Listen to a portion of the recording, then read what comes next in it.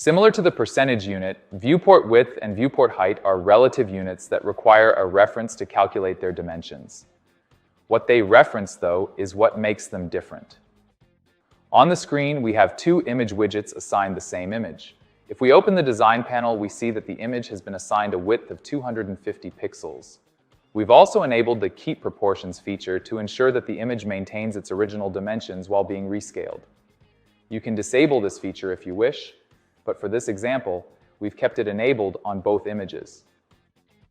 Currently, both images are set to 250 pixels. This is not a relative unit, but an absolute one. Now let's observe what happens when we change the unit of the image on the left from pixels to percentage. If we assign it a size of 50%, it increases slightly in height and width. Remember, it increases in height as well because Keep Proportions has been enabled. Let's repeat this for the image on the right, but this time we'll change the unit to viewport width. We'll assign it a value of 50 viewport width. You'll notice it increases significantly in size. To recap, the image on the left has been assigned a width of 50%, while the image on the right has been given a width of 50 viewport width. Why might the image on the right be considerably larger?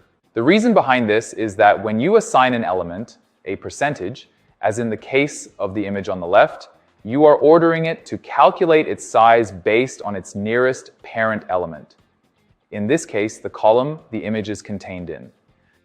Therefore, it takes up 50% of the width of the column. However, the image on the right has been assigned a viewport width of 50. Unlike the image on the left, this one is not referencing its own parent, but instead, it's referencing the available size of its viewport.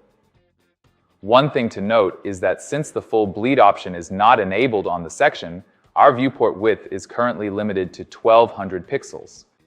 But if we were to enable full bleed and then click preview, you'd notice that as the viewport increases in size, both of our images also get bigger. This is because, with full bleed enabled, our content is no longer contained to only 1200 pixels. Instead, the content has been instructed to span the entire width of the viewport, causing our images to also increase or change in size depending on the size of your browser. But what size they scale to will depend on what they're referencing, either the nearest parent, as in the case for the image assigned a percentage unit, or the viewport, as in the case on the right. Viewport height works very similarly to viewport width, but it references the height. Pretty straightforward. So, whereas viewport width calculates its size based on the width of your viewport, viewport height is calculated based on the height of the viewport. Let's try to set the height unit of the image on the left to percentage. You'll notice that the percentage unit actually appears grayed out. This is not uncommon. You'll actually notice that most of your widgets and even columns themselves don't have the option to change their height to percentage. If you were to add any other type of widget, let's just add a contact form for example, you'd notice that for many of these widgets, I am unable to control the height or assign a percentage value to it. This limitation has been intentionally implemented to prevent misuse of this feature. As a general rule, it's not good practice to assign the percentage unit to the height of your elements. When in doubt, set it to pixels or auto, which we'll discuss later. Let's delete the contact form widget and focus on the image widget on the right. Disable Keep Proportions to assign it a viewport height of 50. You'll notice a change when I resize my screen.